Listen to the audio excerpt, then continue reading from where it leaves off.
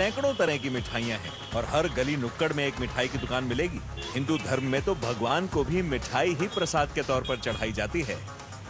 इन मिठाइयों का एक अहम हिस्सा है एक 3000 साल पुरानी चीनी, जिसे गुड़ कहते हैं, और आयुर्वेद का दावा है कि ये आपके लिए अच्छा है। How do they do it?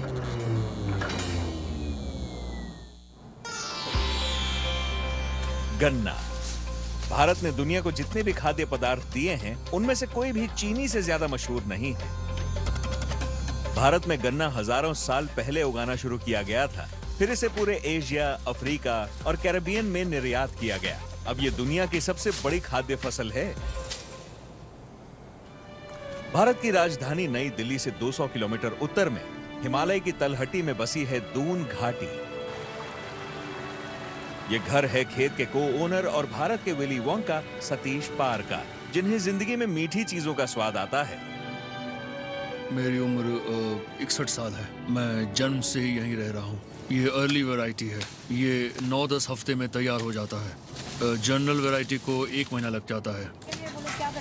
3 metre की ऊंचाई तक पहुंच जाने पर गन्ने को काट लिया जाता है। दुनिया के ज्यादातर गन्ने को रिफाइनरीज में भेजा जाता है, जो इसे 99% शुद्ध सफेद या ब्राउन शुगर क्रिस्टल और गहरे रंग के बचे हुए सिरप में अलग करते हैं, जिसे मोलेसेस या शीरा कहा जाता है। मगर भारत के 1/3 गन्ने से गुड़ बनाया जाता है, एक अनरिफाइंड शुगर जो सभी मोलेसेस को बरकरार रखती है। साथ ही किसान मालिक बबीता भट्ट 2017 से ही गुड़ बनाने का काम करती आ रही हैं। हाँ, ये गन्ने के रस का ठोस रूप है। आप सफेद चीनी इस्तेमाल करते हैं, हम सफेद चीनी की जगह गुड़ का इस्तेमाल करते हैं। शीरा न सिर्फ गुड़ को एक रिच कैरमल टेस्ट देता है, बल्कि इसमें विटामिन और खनिज भी होते हैं, जिन्हें रिफाइंड शुगर से हटा दिया जाता है। शायद इसीलिए पारंपरिक आयुर्वेदिक चिकित्सा तकरीबन 3000 बरसों से कई बीमारियों के इलाज के लिए गुड़ की वकालत कर रही है। बबीता ज्यादा तौर पर इसे मानती हैं। गुड़ सेहत के लिए बहुत अच्छा होता है। ये लिवर के लिए बहुत अच्छा होता है। ये पाचन में भी मदद करता है। पर पहली दिक्कत ये है कि चीनी गन्ने के तने के अंदर बंद होती है, तो सबसे पहला काम है मीठे रस को निकालना। इसके लिए दमदार हाथ चाहिए, जो इस हैंड क्रैंक क्रशर को चालू करने के लिए भी काम आते हैं। हर एक तने को 2 रोलर्स के बीच हाथ से डाला जाता है। एक रोलर फ्लैट होता है और दूसरा खांचेदार, जो गन्ने को काटता है ताकि रस निकल के बह सके। ये रस 20% तक शुद्ध चीनी होती है, जिसे सुक्रोज कहते हैं। समझिए कि अगर 1 किलो गन्ना है तो उसमें से कुछ 500 मिलीलीटर जूस निकल जाएगा। लेकिन इस रस में कई इम्प्योरिटीज होती हैं, इसीलिए इसे 150 डिग्री सेल्सियस तक गर्म करने के लिए इसके नीचे आग लगाई जाती है। और फिर इसमें डलता है एक सरप्राइज इंग्रेडिएंट, ओकरा या भिंडी।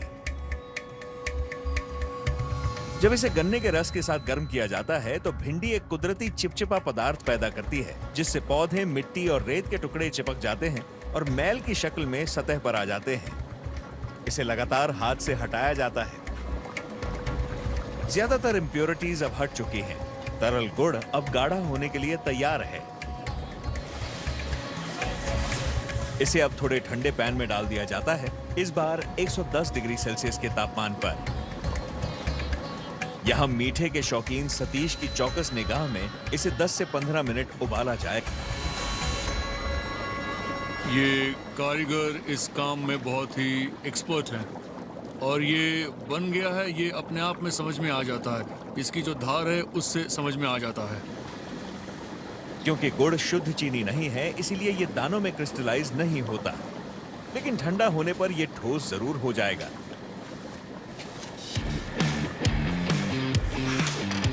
तो जब गुड़ के पेस्ट को छाया में रखे पत्थर के स्लैब पे डाला जाता है तो ये फौरन ठंडा होने लगता है।